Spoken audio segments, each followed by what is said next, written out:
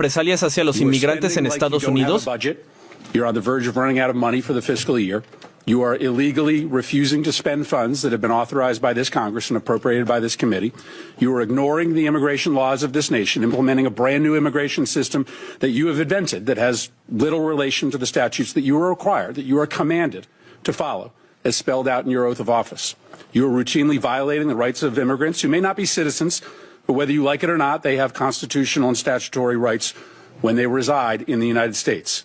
Your agency acts as if laws don't matter, as if the election gave you some mandate to violate the Constitution and the laws passed by this Congress. It did not give you that mandate.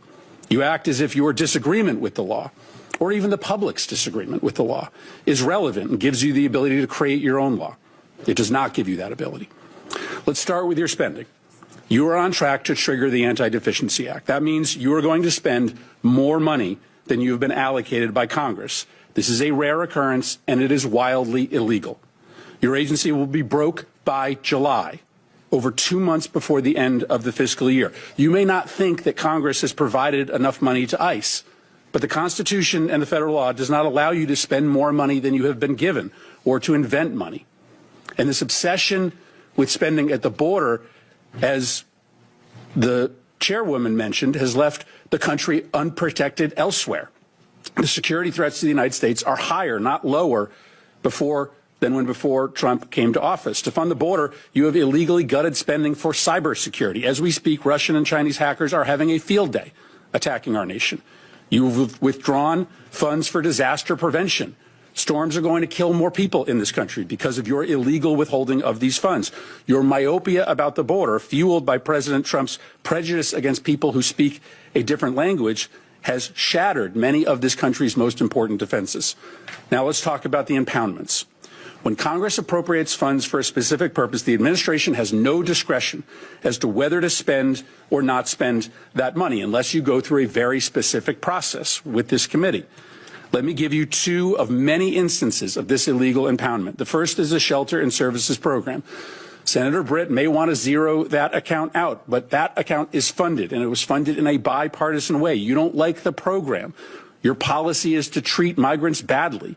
I think that's abhorrent, but it doesn't matter that you don't like the program. You cannot cancel spending in this program, and you cannot use the funds as you have to fund other things, like ICE.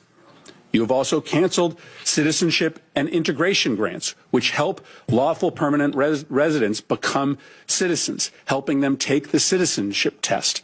I know your goal is to try to make life as hard as possible for immigrants, but that goal is not broadly shared by the American public. That's why Congress, in a bipartisan way, for decades, has funded this program to help immigrants in this country become citizens.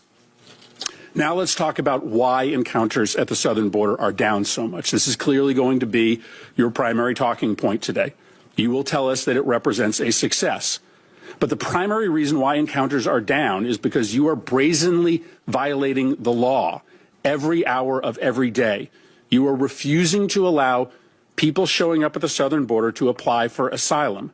I acknowledge that you don't believe that people should be able to apply for asylum, but you don't get to choose that.